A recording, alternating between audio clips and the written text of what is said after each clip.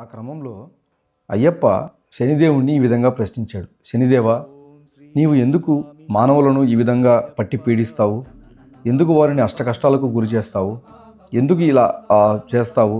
నీకు అంటే దాని గురించి ఏమాత్రం జాలి, దయ, కరుణ అనేది లేదా అని అడుగగా శనిదేవుడు ఈ విధంగా సమాధానమిస్తాడు. అయ్యప్ప, మీకు తెలియందేమున్నది స్వామి, ఈ కలియుగాన మనిషి తాను మనిషి అనే అహంకారంతో, తాను ఏమైనా చేయగలను అనే అహంకారంతో అన్ని రకముల ప్రలోభములకు లోభమై అంటే దానికి ఒక బానిస అయిపోయి తను కన్ను మిన్ను కనుక ఎలా ప్రవర్తిస్తున్నాడో చూస్తున్నాం కదా. సో వారందరినీ సక్రమమైన మార్గాన్ని పెట్టాలి అంటే, మానవ జాతిని ఈ కలియుగమున సక్రమమైన మార్గంలో పెట్టాలి అంటే కొంచెం కఠినతరంగా ఉండాలి కదా. అందుకే నేను ఈ మానవులందరినీ ఈ శని రూపంలో పట్టి పీడిస్తున్నాను స్వామి అని చెప్పగా, అయితే నేను ఒక్క విషయం చెప్పగలను శనిదేవా నీకు. ఏంటి అంటే, ఈ కలియుగాన ధర్మ సంస్థాపనకై ధర్మ రక్షణకై నేను శబరిమలైన 18వ బడి మీద, శబరిపీఠం మీద కూర్చొని నా భక్తులను ఆశీర్వదిస్తున్నాను కదా. మరి నా భక్తులను మాత్రం నీవు శనిపీడ పట్టించరాదు అని అడుగుతారు. స్వామి, అది సృష్టి విరుద్ధం స్వామి. ఎవరైనాను శనిపీడన పడితే పెద్ద పెద్ద దైవాంశ సంభూతులకి కూడా అది తప్పలేదు స్వామి. కాబట్టి మీరు కొంచెం పునరాలోచించుకోండి. కాబట్టి మీరు కొంచెం పునరాలోచించుకోండి. కాబట్టి మీరు మీ నిర్ణయాన్ని కాస్త చూసి చెప్పండి అని అడుగగా అయ్యప్ప స్వామి ఏం చెప్పారంటే, సరే శనిదేవా, నీవు నీ పీడనలో భాగంగా ఏమేమి చర్యలు చేయగలవు అంటే, ఎలా హింసించగలవు మనిషిని అంటే, అప్పుడు శనిదేవుడు తను చేసే శిక్షల గురించి, తను ఉండే పద్ధతి గురించి చెప్తాడు. ఏంటి అంటే, ఎంత ధనవంతుడైనా కూడా, ఎంత తన రాజభోగమును అనుభవించున్న అటువంటి వ్యక్తులను కూడా ఒక సన్యాసి జీవితంలాగా నేను మార్చగలను, వారు అనుభవించేలా చేయగలను అని చెప్తాడు. దానికి ఉదాహరణగా అసలు పెద్ద పెద్ద పరుపులు, అంటే చాలా సౌకర్యవంతమైన పరుపుల మీద ఆనందంగా విలాసవంతంగా నిద్రించే మనిషిని కటిక నేల మీద పడుకునేలా చేయగలను, ఆ స్థితికి తీసుకురాగలను. అలాగే పంచభక్ష పరమాన్యాలతో 3 పూట్ల భోజించే వ్యక్తిని కనీసం తిండికి లేక చిన్న చిన్న గింజలు తినే స్థితికి తీసుకురాగలను. అలాగే ఎప్పుడు అలంకరణలు లేకపోతే ఆడంబరాలకు వెళ్ళే వ్యక్తిని ఒక సన్యాసిలాగా కనీసం అంటే క్షవరము, అంటే హెయిర్ కట్టు, బియర్డు, అంటే ఈ షేపింగ్, స్టైలింగ్ ఇవన్నీ లేకుండా ఒక ముష్టివాడు ఎలా అయితే, అంటే తనకి తినేదానికి తిండే లేకపోతే ఎలా అయితే తయారవుతాడో అలా తీసుకురాగలను.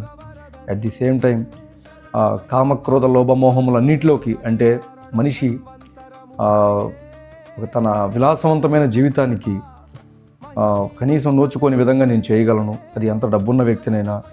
ఇది కుల, జాతి, మత, ధన అంటే ఏ స్థాయికి సంబంధించదు, అందరికీ వర్తిస్తుంది అన్నట్లుగా చెప్తాడు. అలాగే బేసిక్గా తను ఏంటంటే, మనిషి దేన్నైతే చూసుకొని విర్రవీగుతాడో ఆ స్థానాన్ని తీసుకొచ్చి అతన్ని ఒక ఏమీ లేని స్థితికి తీసుకురాగలను, వాళ్ళకి చూపించగలను, నేను వారిని అనుభవించేలా చేయగలను అని శనిదేవుడు సమాధానం ఇస్తాడు. అప్పుడు అయ్యప్ప ఈ విధంగా చెప్తాడు, సరే శనిదేవా, నీవు చెప్పిన ఈ శిక్షలన్నింటినీ మానవుడు తనంతట తను కోరుకొని ఆచరిస్తే నీకు సంతోషమేనా అంటే, నీ అభిప్రాయం ఏంటి అంటే, స్వామి, ఈ మానవుడు ఏ మానవుడు కూడా తను అలా కోరుకొని చేయడు స్వామి. ఎవరైనా కోరి కష్టాలను తెచ్చుకుంటారా అని అడగగా, లేదు శనిదేవా, నీ పరమార్థము, నువ్వు చేసే ఈ శిక్షల పరమార్థము మనిషి తన ధర్మం గురించి తను తెలుసుకోవాలనే కదా. సో అలా అయితే తనంతట తాను ఈ శిక్షలన్నీ భక్తి శ్రద్ధలతో, నియమ నిబంధనలతో అనుభవిస్తే, ఆచరిస్తే నీవు వారిని పట్టి పీడించవు కదా. అయ్యో, ఇందులో నేనెందుకు, ఇందులో నా పర్సనల్ ఏముంది స్వామి. భక్తులందరూ వాళ్ళంతట వాళ్ళు నియమ నిబంధనలతో, క్రమశిక్షణతో ఇవి ఆచరిస్తే నేను చాలా సంతోషిస్తాను.